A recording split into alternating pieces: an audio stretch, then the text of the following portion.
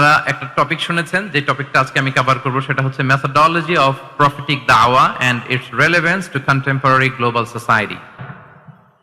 রাসূল সাল্লাল্লাহু আলাইহি ওয়াসাল্লাম কিভাবে দাওয়া কার্যক্রম পরিচালনা করতেন, ওনার মেথোডোলজি কেমন ছিল এবং বর্তমান সময়ের সাথে এর প্রাসঙ্গিকতা কেমন, এই টপিকটা নিয়ে আমি কথা বলবো। তার আগে আমি শুরুতে দাওয়া ইস্যু যখনই আমার সামনে আসে তখন যেই কথাটা আমি বলি বা শেয়ার করি সেটা হচ্ছে মানহাজুল ওয়াসাতিয়্যা, মানে the balanced approach of Islam, ইসলামের যে ভারসাম্যপূর্ণ নেচার, এটা নিয়ে আমি কথা বলি।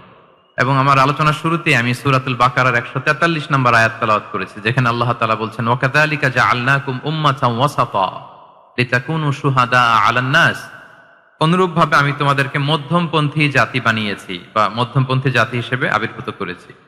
উম্মাতান ওয়াসাতা মানে উম্মাতান আদলান ওয়া খিয়ারা, শ্রেষ্ঠ জাতি, ন্যায়পরায়ণ জাতি, এবং যারা শ্রেষ্ঠ, যারা ন্যায়পরায়ণ, তারাই মূলত মধ্যমপন্থী জাতি। তো আল্লাহ তাআলা আমাদেরকে মধ্যমপন্থী জাতি বলেছেন। এই যে মধ্যম পন্থা আল ওয়াসাতিয়া, এটা ইসলামের অনেকগুলো অনন্য বৈশিষ্ট্যের মধ্যে থেকে একটি বৈশিষ্ট্য। বাট মাঝে মাঝে আমরা এই পন্থাটার কথা ভুলে যাই।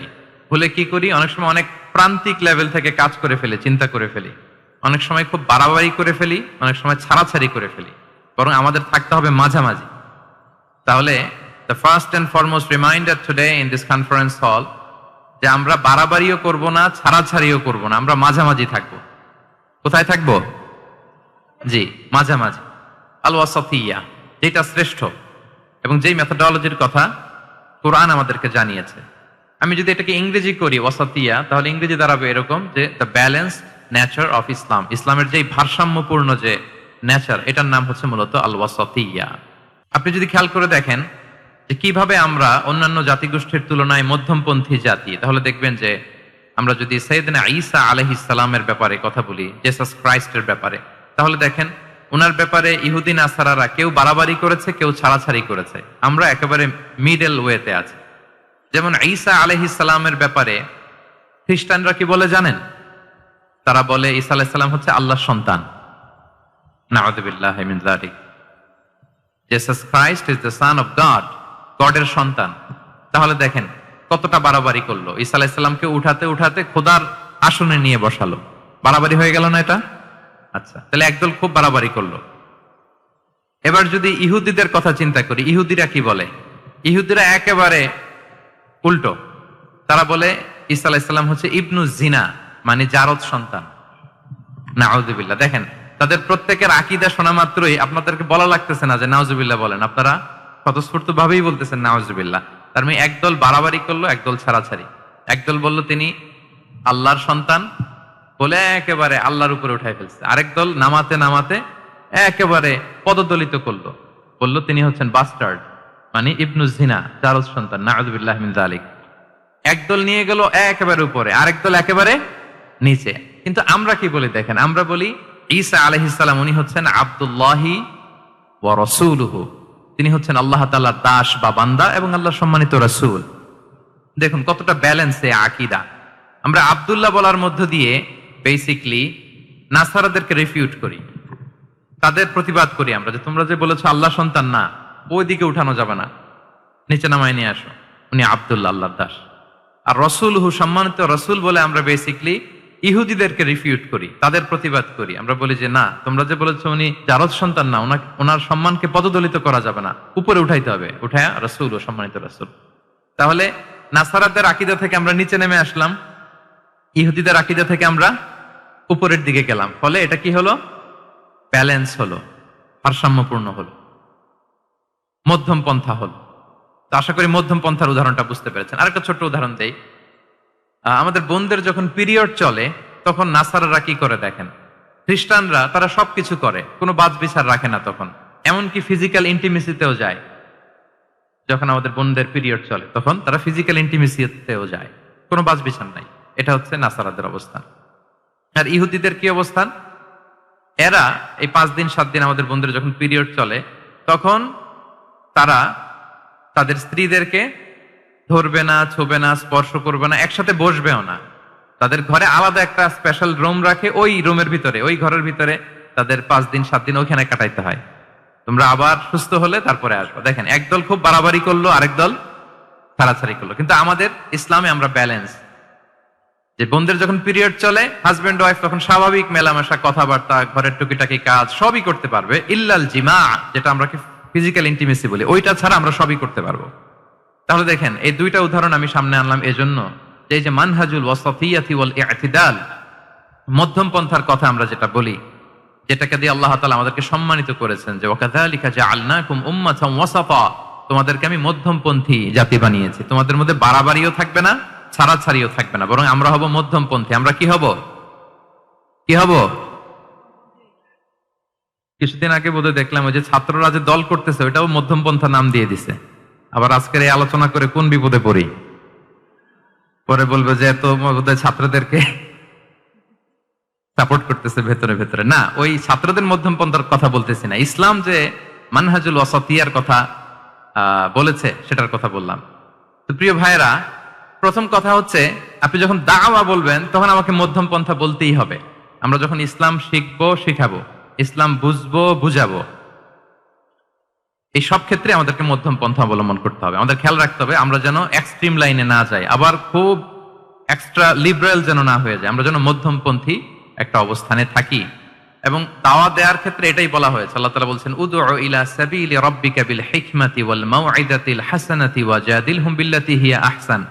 নবী, আপনি লোকদেরকে আল্লাহর পথে ডাকুন, বিল হিকমা, প্রজ্ঞার সাথে, সুন্দর সুন্দর উপদেশ সহকারে, এবং কখনো তর্ক বিতর্কে জড়ানো লাগলে সেটা উত্তম ভাবে আপনাকে জড়াতে হবে। তার মানে এই যে ইসলাম বোঝার ক্ষেত্রে, প্রচারের ক্ষেত্রে মধ্যম পন্থার নীতি, যেটা প্রজ্ঞা বা সুন্দর উপদেশমালা দিয়ে দাওয়াত দেওয়া, এটাও মূলত মধ্যম পন্থারই বহিঃপ্রকাশ। আমরা যখন কোনো দাওয়া কাজ করব, অলওয়েজ মাথায় রাখতে হবে যে আমি বাড়াবাড়ি যেন না করি, আমি আবার ছাড়াছাড়িও যেন না করি, আমি যেন মাঝামাঝি থাকি। তো এই যে দাওয়া আমরা দিচ্ছি, দাওয়াটা কি? বেসিকলি এটা হচ্ছে একটা কমিউনিকেশন, রাইট? এই যে আমি কথা বলতেছি, আপনারা শুনতেছেন, ইমাম সাহেব খুতবা দিচ্ছেন, আমরা সেটা শুনি, স্ট্রিট দাওয়া হয়, বিভিন্ন রকম দাওয়া এখন হচ্ছে, এগুলো basically communication. And this communication should be full of wisdom and beautiful advice. এটাই মূলত আল ওয়াসাতিয়া, মানহাজুল ওয়াসাতিয়া, মধ্যম পন্থা। আমি যে বিশ্ববিদ্যালয় থেকে ব্যাচেলর করেছি, ওই বিশ্ববিদ্যালয়ের একটা স্লোগান আছে, মানহাজুল ওয়াসাতিয়াতি ওয়াল ইতিদাল। ওনারা মধ্যম পন্থার কথা বলে। তো আমি যেহেতু এই বিশ্ববিদ্যালয় আল আজহারের গ্রাজুয়েট, আমি যেখানেই যাই একটু করে আমি এই আল ওয়াসাতিয়ার কথাটা বলি, প্রিয় ভাইরা। তো দাওয়া যেহেতু কমিউনিকেশন, আমরা ওরাল দাওয়া দিয়ে থাকি, কিন্তু বেসিকলি ওরাল দাওয়ার চেয়ে যেটা প্র্যাকটিক্যাল দাওয়া, থিওরিটিক্যাল দাওয়ার চেয়ে প্র্যাকটিক্যাল দাওয়াটা এটা বেশি ইফেক্টিভ, বেশি প্রোডাক্টিভ। আমরা যখন তাফসির মাহফিল করি, আমরা খুতবা দেই, আলোচনা করি, এটা থেকে তো মানুষ শিখে। কিন্তু আমি যদি আমার আচরণ দিয়ে কোনো একটা মেসেজ দিতে পারি, ওইটা মানুষের হৃদয়ে বেশি দাগ কাটে, বেশি মনে থাকে, খুব বেশি মনে থাকবে। এটার সুযোগ আপনাদের বেশি। যেমন আমি যদি একটা কোরআনের আয়াতের কথা বলি, এটার খুব একটা মূল্যায়ন নাই, কারণ উনি হুজুর মানুষ, উনি তো কোরআনই বলবে। কিন্তু একজন ডক্টর যখন কোরআনের আয়াত বলে, তখন বলে, দেখছো মাশাআল্লাহ, একজন ডক্টর, সে চিকিৎসা বিজ্ঞানে এত বড় এক্সপার্টিজের পর আবার কোরআনও জানে। ওই কথা কিন্তু আমিও বলছি, আমার দাম নাই। কিন্তু আপনাদেরকে কত সম্মানের চোখে দেখা হচ্ছে।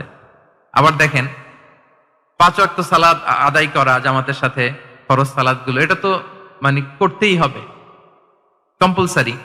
এটা করে তো খুব বেশি ক্রেডিট নেওয়ার কিছু নাই, আমরা সবাই পড়ি। কিন্তু একজন ডাক্তার যখন নামাজ পড়ে, খেয়াল করে দেখবেন, একজন ডক্টর যখন চেম্বারে রোগীদেরকে রেখে বলে যে, ওখানে যদি লেখা থাকে যে সালাতের সময় বিরতি থাকবে, বা বলা হয় যে এই ডাক্তার কিন্তু রোগী বসিয়ে রেখে নামাজটা পড়ে এসে আবার রোগী দেখা শুরু করে, এটা সবাই খুব পজিটিভলি নেয়, যে দেখো এত ব্যস্ততার পরেও চাইলে এই সময় রোগী দেখতে পারতো, কিন্তু উনি নামাজ পড়ে। দেখেন, একই কোরআনের কথা আমিও বললাম, আপনিও বললেন, আপনার মর্যাদা কত বেশি। আমিও জামাতে নামাজ পড়ি, ইমামতি করাই, আর আপনি যে একটু তাড়াতাড়ি করে নামাজটা পড়ে চলে আসেন, এটাতে আপনার এপ্রিসিয়েশন কত বেশি।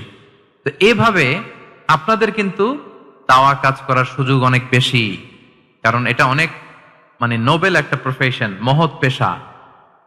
আপনারা জনগণকে সরাসরি সেবা দেওয়ার যে ব্যাপারটা, এটার সুযোগ আছে। যুদ্ধ বিধ্বস্ত আপনি আহতদেরকে সেবা দিতে পারেন, আগুনে পোড়া রোগীদেরকে সেবা দিতে পারেন, দুরারোগ্য ব্যাধি, তার আর যাওয়ার জায়গা নেই, আপনি সেবা দিতে পারতেছেন। যে কোনো রোগ বালাই, যে কোনো পরিস্থিতিতে যখন একজন মানুষ অসুস্থ হয়, তখন আপনি সেবা দিচ্ছেন, তখন তার মনটা কিন্তু খুব নরম থাকে, তার মধ্যে একটা অসহায়ত্ব কাজ করে। ওই একটা অসহায় মানুষ, তার মনটা খুব নরম, ওই রকম একটা সিচুয়েশনে তারা আপনাদের দ্বারস্থ হয়। ফলে আপনাদের কিন্তু দাওয়া কাজ করার সুযোগ অনেক বেশি, এবং সেক্ষেত্রে ওরাল দাওয়ার চেয়ে আপনার যে প্র্যাকটিক্যাল দাওয়া এটার ইফেক্ট অনেক বেশি। নিজের আচরণ দিয়ে যে মেসেজটা দেওয়া যায় এটা সবচেয়ে ইফেক্টিভ। আপনার লেনদেন, আপনার ডিলিংস কেমন, আপনি মানুষ হিসেবে কেমন, এটা সবচেয়ে পাওয়ারফুল দাওয়া। উমরে ফারুক রাদিয়াল্লাহু তাআলা আনহু উনি ওনার ছাত্রদেরকে প্রায় বলতেন, উমরে ফারুক রাদিয়াল্লাহু তাআলা উনি বলতেন যে কুনু দুআতান ইলাল্লাহি ওয়া আনতুম সামিতুন, যে তোমরা আল্লাহর রাস্তায় দাওয়াতি কাজে বের হয়ে যাও এমন অবস্থায় যে তোমরা চুপচাপ। তো ছাত্ররা বলতো দাওয়াতি কাজও করতে বলতেছেন আবার চুপচাপও থাকতে বলতেছেন, এটা আবার কিভাবে দাওয়াত দিব? তো উমর ফারুক রাদিয়াল্লাহু তাআলা আনহু বলতেন বি আখলাকিকুম, তোমাদের আখলাক দিয়ে দাওয়াত দাও। আখলাক দিয়ে দাওয়াত দেওয়া যায় না? বলেন তো, আখলাক দিয়ে দাওয়াত দেওয়া যায় কি যায় না? যায়। এই আখলাক দিয়ে যে দাওয়াত এটা অনেক পাওয়ারফুল। 10টা তাফসীর মাহফিল করে আমি এটা করতে পারবো না। আপনি আপনার আখলাক দিয়ে, আপনার ব্যক্তিত্ব দিয়ে, আপনার লেনদেন, হ্যাঁ, এগুলো দিয়ে আপনি যে দাওয়াটা দিতে পারবেন, অন্য অনেক কিছু দিয়ে সেটা হবে না। এজন্য ওমর ফারুক বলতেন কুনু দুআতান ইলাল্লাহি ওয়া আনতুম সামিতুন, আল্লাহর রাস্তায় দায়ী হয়ে বের হও কিন্তু চুপচাপ। কিভাবে? বলে বি আখলাকিকুম, তোমাদের আখলাক দিয়ে। এটা বেশি পাওয়ারফুল। এবং রাসূল সাল্লাল্লাহু আলাইহি ওয়াসাল্লামের ব্যাপারে যখন জিজ্ঞেস করা হতো আম্মাজান আয়েশা রাদিয়াল্লাহু তাআলা আনহাকে যে রাসূল সাল্লাল্লাহু আলাইহি ওয়াসাল্লামের আচরণ কেমন ছিল, তখন আম্মাজান আয়েশা বলতেন যে কানা খুলুকুহু আল কোরআন, কোরআনই ছিল রাসূল সাল্লাল্লাহু আলাইহি ওয়াসাল্লামের চরিত্র। পুরো কোরআনে 30 পারায় থিওরিটিক্যালি যা বলা আছে রাসূল সাল্লাল্লাহু আলাইহি ওয়াসাল্লামের জীবনীতে প্র্যাকটিক্যালি সেটা দেখানো আছে। আম্মাজান আয়েশা বলতেন কানা খুলুকুহু আল কোরআন, রাসূল সাল্লাল্লাহু আলাইহি ওয়াসাল্লামের চরিত্র ছিল কোরআন। ইনদামা রাসূলুল্লাহ সাল্লাল্লাহু আলাইহি ওয়াসাল্লাম ইয়ামশি আলাল আরদ কাআন্নাল কোরআনা ইয়ামশি আলাইহি, রাসূল সাল্লাল্লাহু আলাইহি ওয়াসাল্লাম যখন মদিনার রাস্তা দিয়ে হেঁটে যেতেন, as if a living Quran is walking on the street, মনে হতো একটা জীবন্ত কোরআন রাস্তা দিয়ে হেঁটে হেঁটে যাচ্ছে। তো তাহলে we should try to be a living দাঈ, জীবন্ত দাঈ, প্র্যাকটিক্যাল দাঈ। এটা যদি আমরা হইতে পারি তাহলে অনেক বেশি ইম্প্যাক্ট করা যাবে সোসাইটিতে, অনেক ইনফ্লুয়েন্স করা যাবে। যেটা বললাম যে আমাদের সততা, আচরণ, ব্যক্তিত্ব, পার্সোনালিটি, এগুলো দিয়ে আমরা যে দাওয়াটা দিতে পারি, ওরাল দাওয়া, বক্তব্য দিয়ে এটা অনেক সময় সম্ভব হয় না, এবং ডাক্তারদের জন্য এটা অনেক বড় একটা সুযোগ। তাহলে ইন্ট্রোডাক্টরি ডিসকাশনে আমি দুটা বিষয়ে কথা বললাম। এক হচ্ছে আমাদেরকে মধ্যমপন্থী হইতে হবে, মানহাজুল ওয়াসাতিয়া ওয়াল ইআতিদাল, 1 নম্বর। 2 নম্বর হচ্ছে লিভিং দাঈ হওয়ার চেষ্টা করতে হবে, এটা বেশি প্রোডাক্টিভ এন্ড ইফেক্টিভ। এই দুইটা পয়েন্ট আমরা বুঝতে পেরেছি তো না? বুঝতে পেরেছেন সবাই? মাশাআল্লাহ। এবার চলুন যে রাসূল সাল্লাল্লাহু আলাইহি ওয়াসাল্লামের যে প্রফেটিক দাওয়া মেথোডোলজি, কিভাবে উনি দাওয়া কাজের আঞ্জাম দিতেন, সেখান থেকে আমাদের নেয়ার আধুনিক সময়ের এর প্রাসঙ্গিকতা কি আছে, আমি 10টা পয়েন্টে আজকের এই সেমিনারে কিছু কথা উপস্থাপনের চেষ্টা করব। ওমা তাওফীক ইল্লা বিল্লাহ। 1 নাম্বার কথা হচ্ছে, আমরা যে দাওয়া দিব, এই দাওয়া language should be very soft and mild and very touchy. দাওয়া ল্যাঙ্গুয়েজ হইতে হবে ভেরি সফট,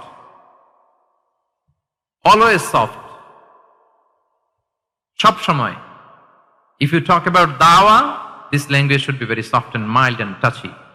দাওয়ার কথা বললে হয়তো আপনি পলিটিক্স করেন, ওইটা আলাদা কথা। আপনি জেহাদের ময়দানে, ওইটা আলাদা কথা। আমি জেহাদ পলিটিক্স নিয়ে কথা বলতেছি না, আই এম টকিং অ্যাবাউট দাওয়া। যদি আপনি দাওয়া সেমিনারের কথা বলেন, যদি মেডিকেল দাওয়া সোসাইটির নাম দেন, দাওয়া বললে আমাকে বলতে হবে দাওয়ার language should be very soft and mild. আমরা এটা অনেক সময় ভুল করে ফেলি, এটা করা যাবে না। কারণ আপনি হৃদয় থেকে যদি কোনো কথা বলেন, এটা শ্রোতার হৃদয়ে যে টাচ করে। আল্লাহর হাবিব সাল্লাল্লাহু আলাইহি ওয়াসাল্লামের কথাগুলো নিয়ে এত আলোচনা, বিশ্লেষণ, কথাগুলো এত অ্যাপিলিং কেন, এত আবেদনময় কেন? এর কারণ হচ্ছে রাসূল সাল্লাল্লাহু আলাইহি ওয়াসাল্লাম যা বলেছেন তিনি হৃদয় থেকে বলেছেন। হৃদয় থেকে কথা বেরোলে এটা শ্রোতার হৃদয়ে যে টাচ করে। একটা ছোট্ট আয়াত আমি তেলাওয়াত করি, সূরা তাহার। আল্লাহ তাআলা বলছেন ফাকুলা লাহু কাওলান লাইয়িনা লাআল্লাহু ইয়াতাযাক্কারু আও ইয়াখশা। আল্লাহ তাআলা মূসা আলাইহিস সালাম এবং হারুন আলাইহিস সালাম, ওনাদের দুইজনকে বলছেন যে তোমরা 2 ভাই মিলে যাও, ফেরাউনের কাছে যে দাওয়াত দাও এবং কোমল ভাষায় দাওয়াত দাও। কি ভাষায়? সবাই বলুন। কোমল ভাষায় দাওয়াত দাও। কাওলান লাইয়িনা, use very soft and mild language, very touchy language. Soft এবং কোমল ভাষায় দাওয়াত দাও কাকে? পৃথিবীর সবচেয়ে বড় সন্ত্রাস, তাই না? হ্যাঁ, দুর্ধর্ষ সন্ত্রাস, খোদাদ্রোহী, তারপর সীমা লঙ্ঘনকারী। আপনি যত নেগেটিভ যা বলবেন সব যাবে ওর সাথে। ফিরআউন, লাআল্লাহু ইয়াতাযাক্কারু আও ইয়াখশা, হয়তো সে উপদেশ গ্রহণ করবে অথবা তার হৃদয়ে ভয়ের উদ্রেক হতে পারে, হয়তো। তোমরা soft and mild language use করবা, মুসা এবং হারুন কোমল ভাষায় যে তোমরা দাওয়াত দিবা। আচ্ছা, কার ব্যাপারে আল্লাহ বললেন, কাকে দাওয়াত দিতে বললেন? সবাই বলেন তো নামটা। ফেরাউন। আচ্ছা, ফেরাউনের ক্ষেত্রে আল্লাহ তাআলা বললেন যে soft and mild language use করো, নরম ভাষা। আমাকে উত্তর দেন, আমাদের কারেন্ট সময় আমরা যাদেরকে জালিম বলি, যাদেরকে খারাপ বলি, ফাসিক বলি, পাপাচারী, ধরেন যে আমার মতে বা আপনাদের মতে যে সবচেয়ে খারাপ, পাপাচারী, জালিম আমি মনে করি, যদিও এরকম মনে করার সুযোগ আমাদের নাই। কে জান্নাতি কে জাহান্নামী এটা ডিসাইড করবে কে? আল্লাহ তাআলা। কিন্তু আমাদের চোখে যে পাপী, যে ভুল করেছে, যে জালিম, ওই জালিমগুলো, খারাপ লোকগুলো কি ফেরাউনের চেয়ে বেশি খারাপ ছিল? ছিল? ওই ফেরাউনের ক্ষেত্রে আল্লাহ বলেছেন ফাকুল আলাহু কাওলান লাইয়িনা, সফট ল্যাঙ্গুয়েজ ইউজ করো মুসা এবং হারুন, কোমল ভাষা ব্যবহার করো। হয়তো তার ভুল ভেঙে যাবে, হয়তো সে উপদেশ গ্রহণ করবে। তো তাহলে দেখেন কত বড় ভুল আমরা করি। আমরা মাঝে মাঝে এমন অ্যাটাকিং মোডে কথা বলি, এমন আগ্রাসী হয়ে কথা বলি, ওর মানার এক সুযোগ থাকলেও ও মানবে না। কি বলেন?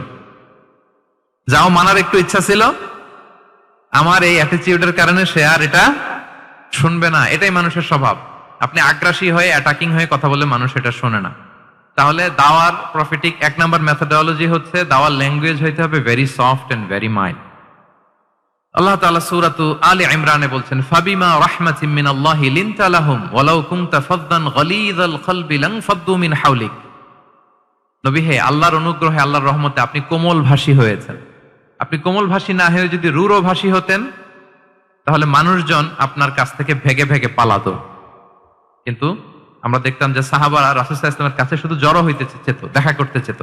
এত পছন্দ করতো রাসূল সাল্লাল্লাহু আলাইহি ওয়াসাল্লামের কোমল আচরণের কারণে। ইভেন ফ্যামিলিতে কোনো সমস্যা হলে, অনেক সাহাবারা বলতেন ফ্যামিলির সাথে সমস্যা হলেও তারা রাসূলের কাছে চলে আসতো। এমনকি কারো পেটে ক্ষুধা লাগলেও তারা রাসূলের দরবারে চলে আসতো। তারা বলতো রাসূল সাল্লাল্লাহু আলাইহি ওয়াসাল্লামের চেহারার দিকে তাকালেই আমাদের ক্ষুধা মিটে যেত।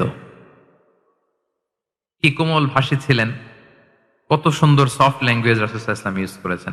হ্যাঁ, রাসূল সাল্লাল্লাহু আলাইহি ওয়াসাল্লাম কখনো যে কঠোর ভাষায় কথা বলতেন না তা না, মাঝে মাঝে বলতেন, কিন্তু বেশিরভাগ ওনার দাওয়া ছিল সফট এন্ড মাইল্ড। মাঝে মাঝে প্রেক্ষাপটের আলোকে রাসূল সাল্লাল্লাহু আলাইহি ওয়াসাল্লাম অনেক সময় তেজস্বী জ্বালাময়ী ভাষণ দিতেন। মনে হতো কান্নাহু তিনি কি করছেন, ব্যাটালিয়নকে কমান্ড করছেন। এটা মাঝে মাঝে চেহারা লাল হয়ে যেত, গড়গড় করতেন যুদ্ধের আগে। কিন্তু রেগুলার বেসিসে রাসূল সাল্লাল্লাহু আলাইহি ওয়াসাল্লাম খুব কোমল ভাষায় কথা বলতেন। তাহলে 1 নম্বরে যেটা জানলাম, যদি আপনি দাওয়া মেন্টালিটি, দাওয়া মোডে থাকতে চান, আপনার ভাষা হতে হবে শক্ত না নরম? সফট হইতে হবে, কোমল। কারোর প্রতি আগ্রাসী হয়ে যেন আমরা কথা না বলি, অ্যাটাকিং মোডে যেন না বলি, বললেও শুনবে না। এটাই মানুষের নেচার, সফট ল্যাঙ্গুয়েজে বলতে হয়। ফেরাউনকে যদি বলা হয় ওর সাথে ভালোভাবে বলো, তো আমাদের আশেপাশে যারা আছে এরা তো আরো এদেরকে সম্মান দিয়ে নরম করে বলা উচিত। কি বলেন? জি, 1 নম্বর গেল। 2 নম্বর হচ্ছে দাওয়াকে ফলপ্রসূ করতে হলে রাসূল সাল্লাল্লাহু আলাইহি ওয়াসাল্লাম যেটা করতেন, শ্রোতাদের অনেক সময় মনোযোগ আকর্ষণের জন্য উনি অনেক ধরনের টুলস, অনেক ধরনের জিনিস তিনি ব্যবহার করতেন। যেমন একটা পদ্ধতি রাসূল সাল্লাল্লাহু আলাইহি ওয়াসাল্লামের ছিল, রাসূল সাল্লাল্লাহু আলাইহি ওয়াসাল্লাম মানুষের আকর্ষণ বৃদ্ধির জন্য মাঝে মাঝে প্রশ্ন ছুড়ে দিতেন অডিয়েন্সকে। Drawing attention of the listener by throwing questions. Question throw করার মাধ্যমে অ্যাটেনশন থ্রো করতেন। হাদিসে এরকম অনেক উদাহরণ পাওয়া যায়। একটা ছোট্ট হাদিস শেয়ার করি, সহিহ মুসলিমে এসেছে। রাসূল সাল্লাল্লাহু আলাইহি ওয়াসাল্লাম একবার সাহাবাদেরকে বললেন, ইন্না মিনাশ শাজারি শাজারাতান লা ইয়াসকুতু ওয়ারাকুহা মাসালুহা মাসালুল মুসলিম। রাসূল সাল্লাল্লাহু আলাইহি ওয়াসাল্লাম জিজ্ঞেস করলেন, তোমরা কি কেউ বলতে পারবা বৃক্ষরাজির মধ্যে একটা বৃক্ষ আছে, গাছের মধ্যে একটা গাছ আছে যেই গাছের কখনো পাতা ঝরে না, ওই গাছের পাতা কখনো ঝরে না। এর দৃষ্টান্ত হচ্ছে মুসলিমের দৃষ্টান্তের মতো। বলতো ফাহাদ্দিসুনি মা হিয়া, বলতো ওই গাছটা কি? কে বলতে পারো? আপনারা তো সব একেবারে পেরে গেছেন। তো সাহাবারা ওই দিন কেউ বলতে পারেন নাই। কারণ কি জানেন? একে তো আমরা জানি হাদিস স্টাডি করার কারণে। হাদিস স্টাডি না করলে তো আমরা বলতে পারতাম না, আমাদের দেশে তো খেজুর গাছ তো হয়ও না।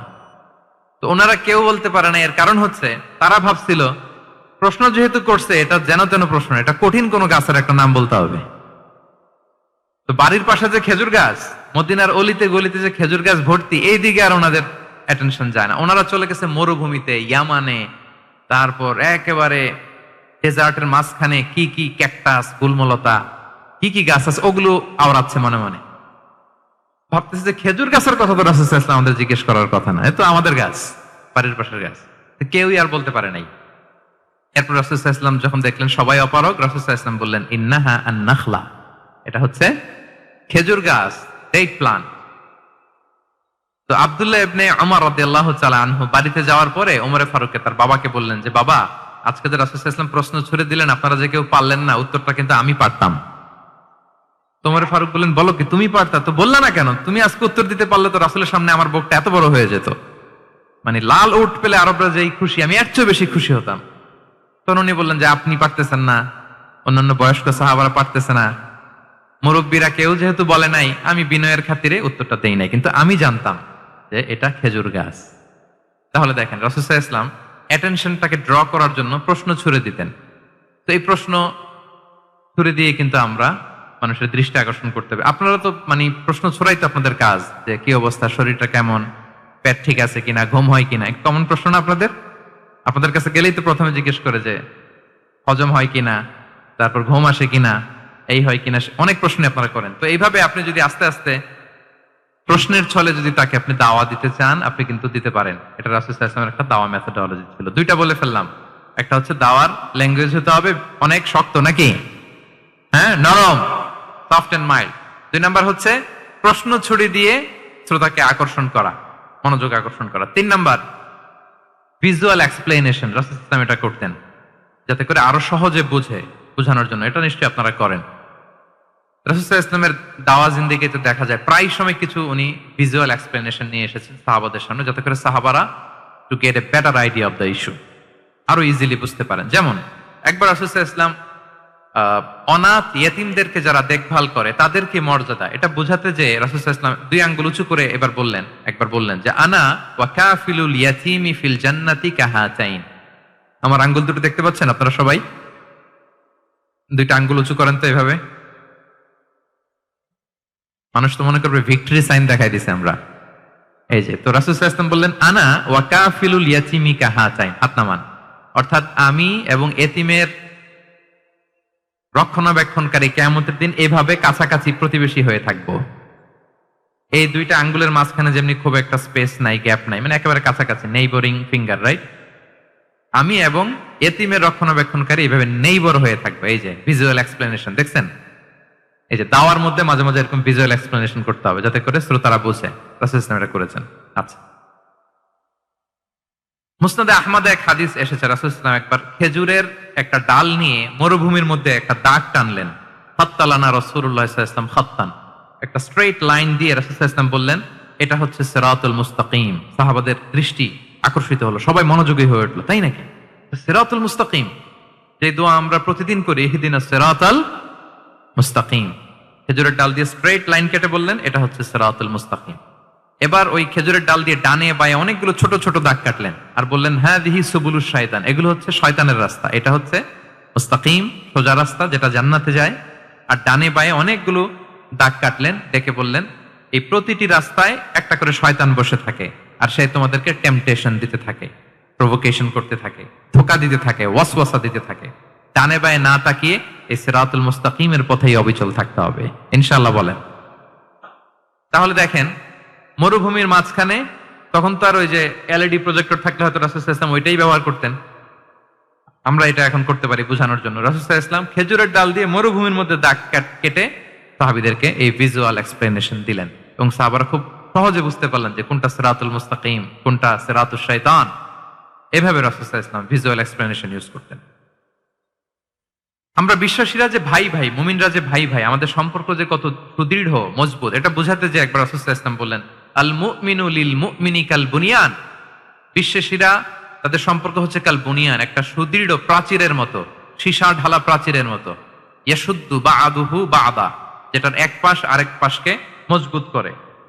Strengthening one part the others, এক পার্ট আরেক পার্টকে মজবুত করে। যেমন এই বিল্ডিং, এদিকে ভেঙে ফেললে এটা নড়বড়ে হয়ে যাবে।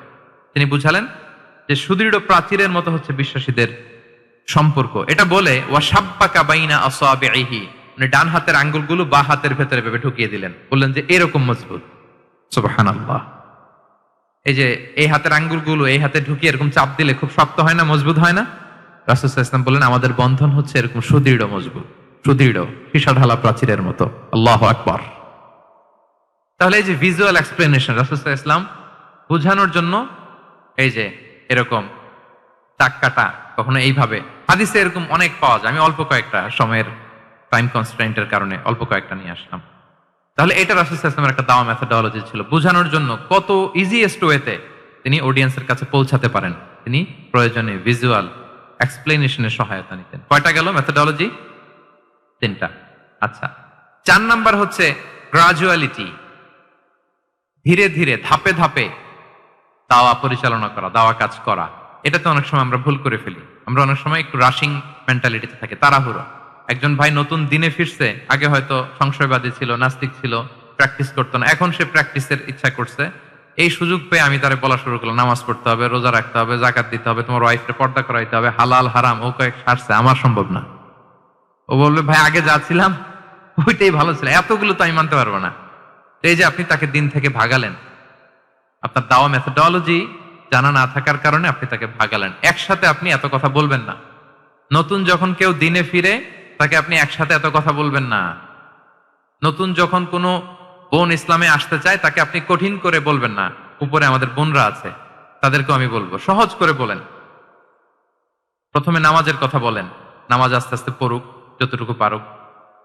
প্রথমে হয়তো 5 ওয়াক্ত পারবে না, 1 ওয়াক্ত 2 ওয়াক্ত দিয়ে শুরু করবে, এরপর আস্তে আস্তে 5 ওয়াক্ত যাবে। এরপর তাকে একটু শালীন পোশাকের কথা বলেন, যে তুমি একটু শালীন পোশাক পরো, সেফটি সিকিউরিটির জন্য ভালো। সেটাতে অভ্যস্ত হলে তাকে হেজাবের দাওয়াত দিবেন আপনি, হেজাবে অভ্যস্ত হলে নেকাবে দাওয়াত দিবেন আপনি। এইভাবে গ্রাজুয়ালিটি, ধাপে ধাপে, একসাথেই কঠিন করে দিনকে উপস্থাপন করা যাবে না। দাওয়া ইজ এ গ্রাজুয়াল প্রসেস। হ্যাঁ, গ্রাজুয়ালি যাইতে হবে। Beginning with the most important issue first, তারপর যেটা ইম্পর্টেন্ট, তারপর যেটা ইম্পর্টেন্ট, ধাপে ধাপে আপনি তাকে বলবেন। আপনারা নিশ্চয়ই সবাই মদ হারাম হওয়ার যে স্টেপ গুলো আছে জানেন না? কয়বারে হারাম হয়েছে?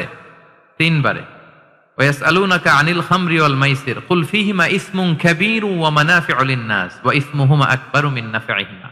প্রথমে বললেন মদে কিছু উপকার আছে, কিন্তু এটার গুনাহ বেশি, ক্ষতি বেশি, কিন্তু সামান্য উপকার আছে। তো মানুষ সচেতন হয়ে গেল যে না, এটা কিন্তু গুনাহ আছে, ক্ষতি আছে, সাবধান হইতে হবে। মদ খাওয়া কমায় দিল।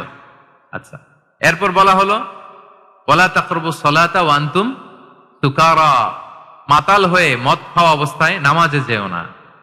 কারণ কোন এক সাহাবী নামাজে এমন ভাবে তেলাওয়াত করলেন, অর্থ চেঞ্জ হয়ে গেল। ফলে দিনে 5 বার মদ খাওয়া যাবে না।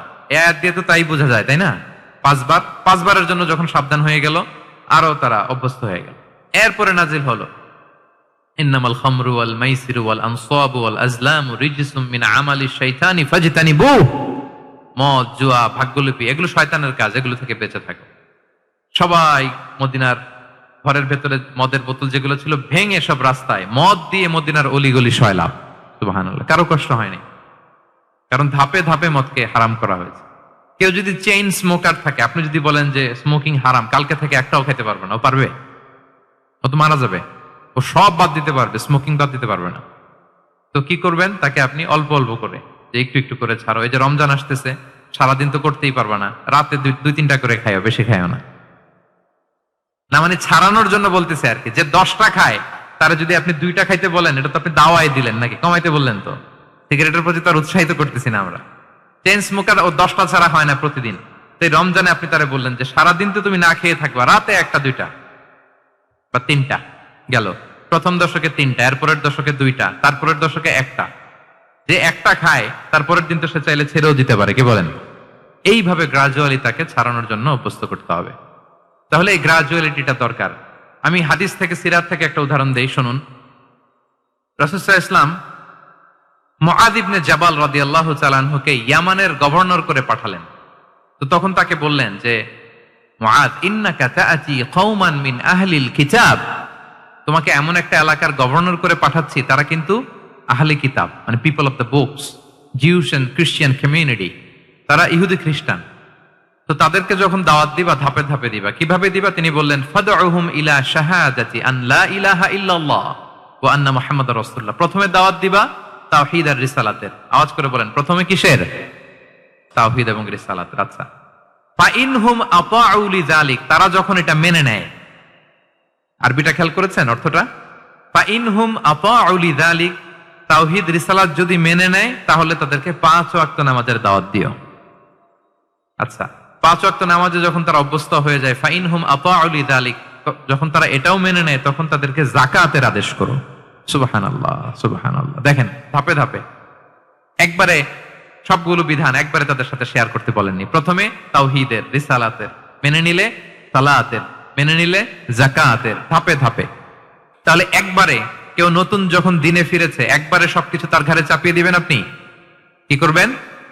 গ্রাজুয়ালি, ধাপে ধাপে আমরা এই দাওয়াটা তাদেরকে দেওয়ার চেষ্টা করবো। এটা খুব ইফেক্টিভ হবে, ফলপ্রসূ হবে। কয়টা বললাম আমরা? 4টা। আপনাদের মনোযোগ আছে তো? বোরিং হচ্ছেন না তো? একটু বোরিং বোরিং লাগতেছে আপনাদের? হওয়ার কথা, যেহেতু সেই সকাল থেকে আমি শুনলাম 11টা থেকে প্রোগ্রাম, তো যারা দূর থেকে আসছে নিশ্চয়ই ফজরের পরে রওনা দিয়ে আসুন আমরা তাকবীর পড়ি, তাহলে আরেকটু এনার্জেটিক হবো আমরা। লিল্লাহে তাকবীর, লিল্লাহে তাকবীর, লিল্লাহে তাকবীর। এনার্জেটিক লাগতেছে না এখন? মাশাআল্লাহ। না, ঠিক আছে, ঠিক আছে, এই তো ঠিক আছে। আচ্ছা, 4টা কভার করে ফেলেছি। 5 নাম্বার হচ্ছে দাওয়ার মধ্যে ইমোশনাল ইন্টেলিজেন্স ইউজ করতে হবে, তাহলে এটা মোর ইফেক্টিভ হবে।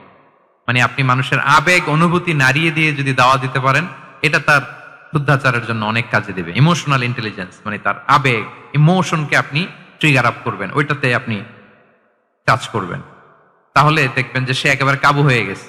এটা রাসূল সাল্লাল্লাহু আলাইহি ওয়াসাল্লামের সিরাতে আমরা অনেক সময় দেখেছি যে ইমোশনাল ইন্টেলিজেন্সকে কাজে লাগিয়ে রাসূল সাল্লাল্লাহু আলাইহি ওয়াসাল্লাম তার আবেগ অনুভূতিতে এমন ভাবে নাড়া দিয়েছেন, তাকে আল্লাহ তাআলা হেদায়েতের রাস্তায় নিয়ে এসেছে। সুবহানাল্লাহ। একটা ছোট্ট উদাহরণ দেই, মুসনাদে আহমদ ইবনে হাম্বলের হাদিস, কিভাবে ইমোশনাল ইন্টেলিজেন্স রাসূল সাল্লাল্লাহু আলাইহি ওয়াসাল্লাম ইউজ করতেন, আবেগ অনুভূতিকে কিভাবে নাড়া দিতেন রাসূল সাল্লাল্লাহু আলাইহি ওয়াসাল্লাম। এক যুবক এসে সাহাবাদের সামনে রাসূল সাল্লাল্লাহু আলাইহি ওয়াসাল্লামকে বললেন, ইয়া রাসূলুল্লাহ ইযান লি বিজিনা, হে আল্লাহর রাসূল আপনি আমাকে জিনার অনুমতি দেন। নাউযুবিল্লাহ। কিসের? জিনার, মানে ব্যভিচারের অনুমতি দেন। ব্যভিচার বা জিনার অনুমতি দেন। আশেপাশের সাহাবারা তো রেগে মেগে আগুন। ফাআকবালাল কওমু আলাইহি ফাজারুহ, সবাই তাকে দৌড়ে ধরতে গেল আর ধমকাতে লাগলো, ছি ছি ছি, মা মা। আমরা যেটা বাংলায় বলি ছি ছি, আরবিতে ওনারা কি বলে? মা মা, ছি ছি। কি বলো তুমি? লজ্জা শরমের মাথা খেয়ে তুমি রাসূলুল্লাহর দরবারে এসে বলতেছে, হে আল্লাহর রাসূল আপনি জিনার অনুমতি দেন। যে রাসূল আল্লাহর পক্ষ থেকে বাণী শোনায়, ওয়ালা তাকরাবুজ জিনা, তোমরা ব্যভিচারের নিকটবর্তীও হয়ো না, আর তুমি সেই নবীর কাছে এসে আবদার করতেছো জিনার অনুমতি দেন। তারা যখন তেরে আসলো এই যুবকের দিকে, রাসূল সাল্লাল্লাহু আলাইহি ওয়াসাল্লাম তাদেরকে থামালেন, বললেন যে তোমরা থামো, যুবককে ডেকে আনো আমার কাছে। যুবককে নিয়ে আসা হলো। রাসূল সাল্লাল্লাহু আলাইহি ওয়াসাল্লাম তাকে পরম আদরে কাছে টেনে নিলেন। এবার তাকে জিজ্ঞেস করলেন, তুমি জিনার অনুমতি চাও না? বলে যে ইয়া রাসূলুল্লাহ জি, জিনার অনুমতি চাই। তখন রাসূল সাল্লাল্লাহু আলাইহি ওয়াসাল্লাম বললেন, তুমি আমাকে উত্তর দাও তো, তুমি বলো তো যে আতুহিব্বুহু লিউম্মিক, তুমি কি পছন্দ করবে যে কোনো পরপুরুষ তোমার মায়ের সাথে এই জিনাটা করুক? তোমার এটা ভালো লাগবে? সে বলে লা ইয়া রাসূলুল্লাহ, না, কখনো না। আমার মায়ের সাথে কেউ এই পাপাচারে লিপ্ত হবে, এটা কোনো মানুষ মেনে নেবে না। আমি কেন, কেউ মেনে নেবে না। তারপর রাসূল সাল্লাল্লাহু আলাইহি ওয়াসাল্লাম তাকে বললেন, আতুহিব্বুহু লিবনাতিক, তুমি তোমার কলিজার টুকরা সন্তান, কন্যা সন্তানের সাথে, তোমার কন্যার সাথে কেউ এই পাপ কাজটা করুক, এটা তুমি মেনে নিবে? এটা তুমি পছন্দ করো? সে বলল লা ইয়া রাসূলুল্লাহ, হে আল্লাহর রাসূল কখনো কালেও না, কখনো মানবো না। আমার মেয়ের সাথে কেউ এই কাজ করবে, আমি কখনো মানবো। রাসূল সাল্লাল্লাহু আলাইহি ওয়াসাল্লাম আবার তাকে প্রশ্নবাণে জর্জরিত করতে লাগলেন। আবার বললেন, আতুহিব্বুহু লিউখতিক, তুমি কি তোমার প্রিয় বোনের সাথে কেউ এটা করুক, এই পাপাচারে লিপ্ত হোক, জিনা করুক, পছন্দ করবে? তোমার বোনকে কেউ এরকম করবে, অপমান করবে, এটা চাইবে তুমি? বলে কখনো না, লা ইয়া রাসূলুল্লাহ, কখনো না, কেউই তো পছন্দ করবে না এটা। তখন রাসূল সাল্লাল্লাহু আলাইহি ওয়াসাল্লাম বললেন, তুমি যার সাথে জিনার অনুমতি চাইছো সে তো কারো না কারো মা, কারো না কারো মেয়ে, কারো না কারো বোন, তুমি এভাবে কেন ভাবতে পারো না? সুবহানাল্লাহি বিহামদি। এই কথা বলার পরে তো সে একেবারে ইমোশনালি এমন ড্যামেজ হয়েছে, লজ্জায় কাচুমাচু হয়ে মাথা নিচু করে দাঁড়ায়। তখন রাসূল সাল্লাল্লাহু আলাইহি ওয়াসাল্লাম তার পিঠে একটা আলতো চাপড় মারলেন, পরম মমতায় আলতো চাপড় দিয়ে তার জন্য দোয়া করলেন, আল্লাহুম্মা গফির যামবাহ ওয়া তাহহির কলবাহ ওয়া হাসসিন ফারজাহ, আল্লাহ তুমি এই যুবকের পাপ মোচন করো, আল্লাহ তুমি তার অন্তরটাকে পরিশুদ্ধ করো, আল্লাহ তুমি তার চরিত্রটাকে নিষ্কলুষ করো। এই হাদিসের রাবি উনি বলতেছেন, ফালাম ইয়াকুন বা'দা যালিকাল ফাতা ইয়ালতাফিতু ইলা শাই, ওই দিনের পর থেকে এই যুবক কখনো কোনো পরনারীর দিকে রাস্তায় তাকায় নাই। এই ইমোশনালি যখন তাকে দুর্বল করা হলো, তাকে যখন এইভাবে রাসূল সাল্লাল্লাহু আলাইহি ওয়াসাল্লাম প্রেজেন্টেশন করলেন, হাদিসের বর্ণনাকারী বলেন এরপরে আমরা কোনোদিন তাকে পরনারীর দিকে তাকাতে দেখি নাই। তার হৃদয়টাকে আল্লাহ তাআলা পরিশুদ্ধ করে দিলেন। রাসূল সাল্লাল্লাহু আলাইহি ওয়াসাল্লাম ইউযাক্কিহিম, কিভাবে মানুষকে পরিশুদ্ধ করতে দেখেন, কিভাবে? তার আবেগ অনুভূতিকে নাড়িয়ে তার চিন্তার জগতে আলোড়ন সৃষ্টি করে তাকে এমন ভাবে কাবু করলেন যে রাসূল সাল্লাল্লাহু আলাইহি ওয়াসাল্লাম যেই দিকে তাকে গাইড করতেছে এখন সে সেদিকেই যেতে বাধ্য। তো এইটা আমাদেরকে করতে হবে, ইমোশনাল ইন্টেলিজেন্স কাজে লাগিয়ে মানুষের আবেগ অনুভূতিতে নাড়া দিয়ে যদি আপনি তাকে কোনো কথা, কোনো বার্তা, কোনো নাসিহাত করেন, তখন সেটা সে শুনে। এমন শুনে এমন ভাবে সে হেদায়েতের পথে আসে যেটা আমরা কল্পনাও করতে পারি না। তাহলে এটা যেন আমরা করি, এটা খুবই প্রোডাক্টিভ, এটা খুবই ইফেক্টিভ, এটা খুবই ফ্রুটফুল, কাজে দেয় মানুষকে ইমোশনালি তাকে দাওয়া দেওয়া। এই পয়েন্টটা বুঝতে পেরেছেন তো সবাই, না? আলহামদুলিল্লাহ। কয়টা গেল? 5টা। 6 নাম্বার মেথোডোলজি হচ্ছে দাওয়া should be full of love. দাওয়া বললে এটার সাথে লাভ থাকতে হবে, লাভ, ভালোবাসা। যদি আপনি দাওয়া বলেন, এখানে লাভ থাকতে হবে। ইট কামস উইথ লাভ, ভালোবাসা। ভালোবাসা দিয়ে আপনি মানুষের হৃদয় জয় করতে হবে। আমরা দায়ীরা অনেক সময় বেশি জাজমেন্টাল হয়ে যাই।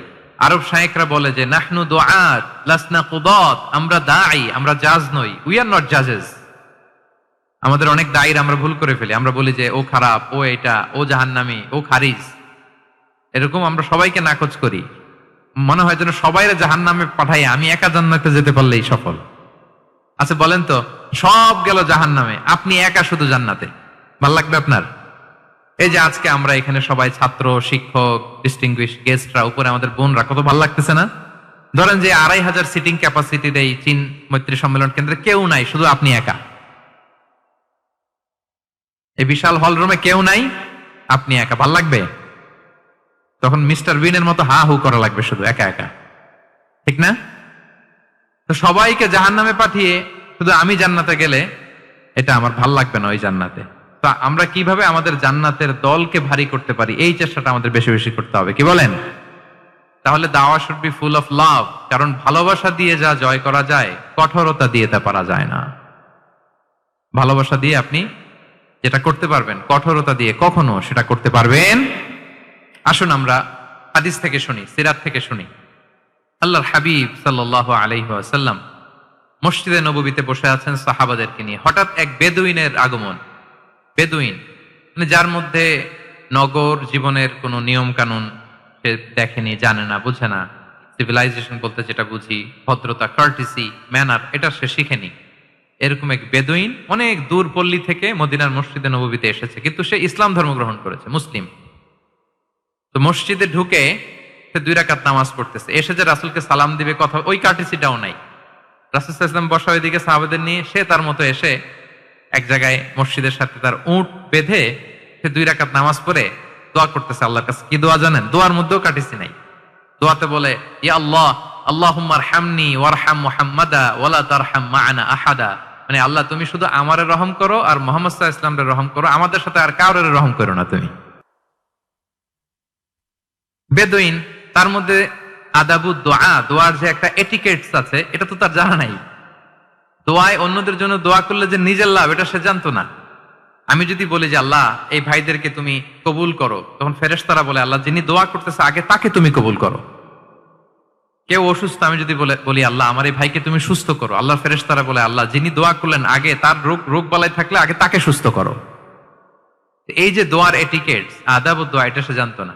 সে দোয়া করতেছে আল্লাহুম্মা আরহামনি ওয়ারহাম মুহাম্মাদা ওয়ালা তারহাম মা'ানা আহাদা, শুধু আমারে রহম করো, মুহাম্মদ সাল্লাল্লাহু আলাইহি ওয়াসাল্লাম রহম করো, আর কাউরে না। তো রাসূল সাল্লাল্লাহু আলাইহি ওয়াসাল্লাম দূর থেকে দেখতেছেন এই দোয়া, আর বলতেছেন যে হায় রে, একটা প্রশস্ত জিনিসকে সে সংকীর্ণ বানায় ফেললো। আল্লাহর কাছে কি রহমের কোনো কমতি বা ঘাটতি আছে? নাই। সে তো দোয়াতে সবাইকে ইনক্লুড করতে পারতো।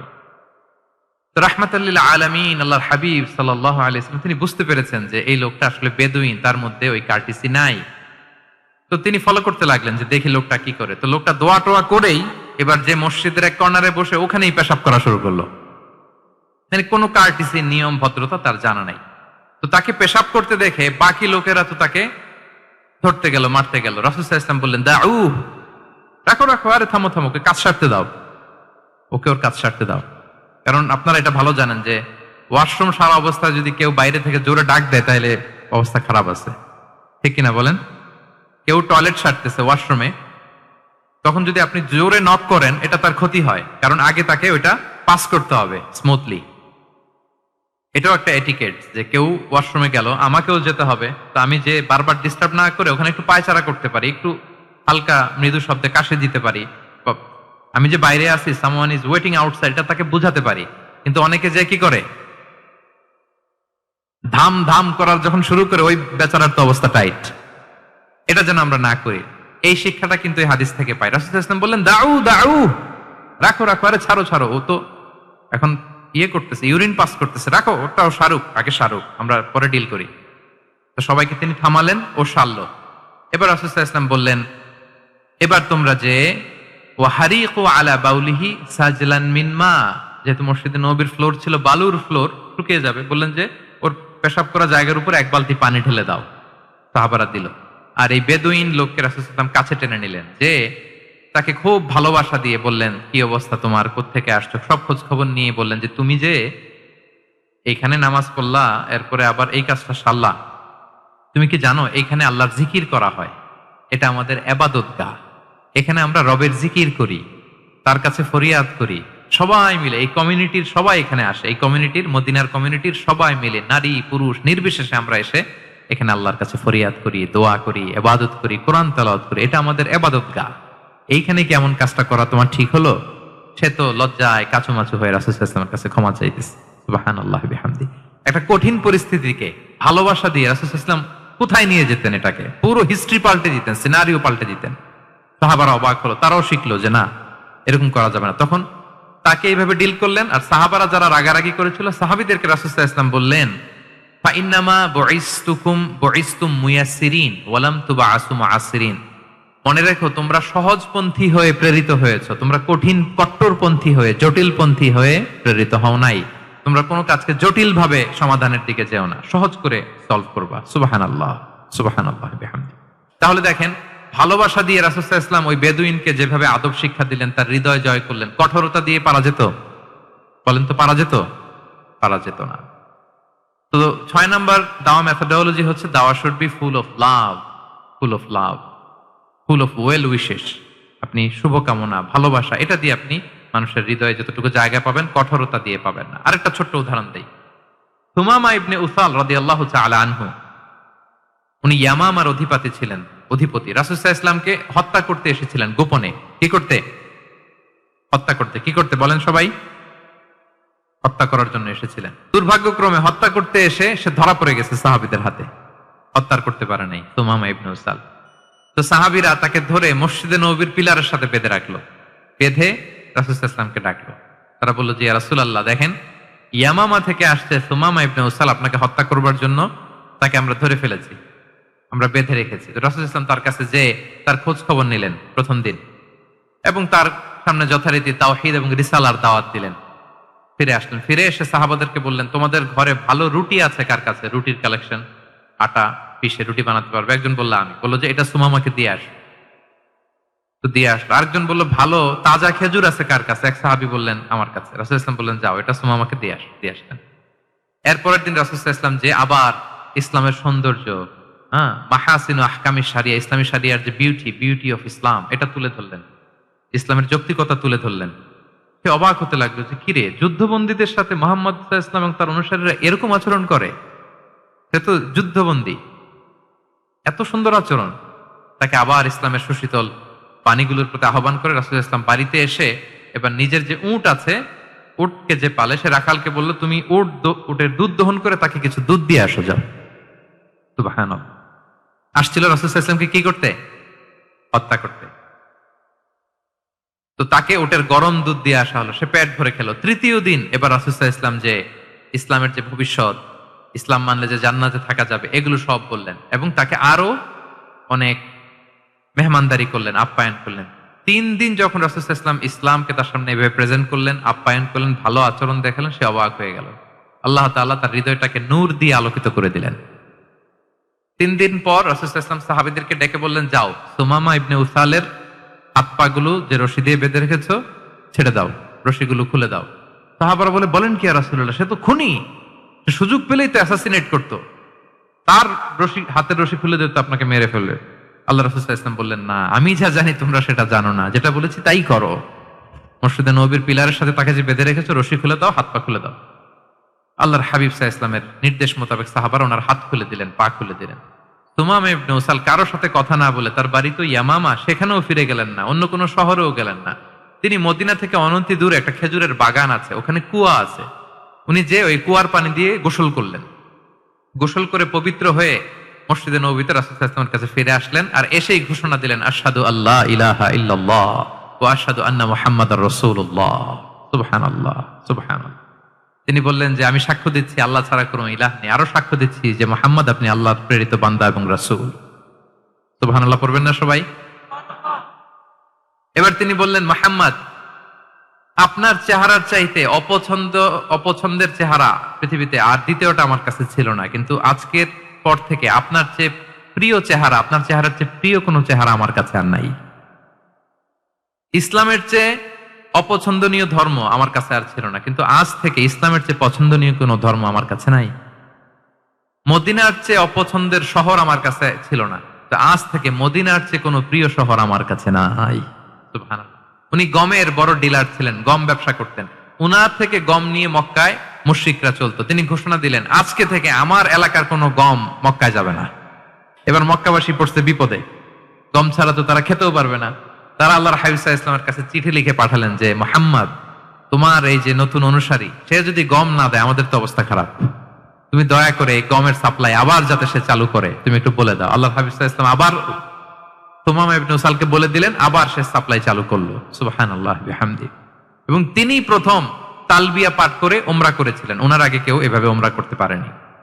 তাহলে দেখেন, আসলো খুনি হয়ে, আসলো কি হয়ে?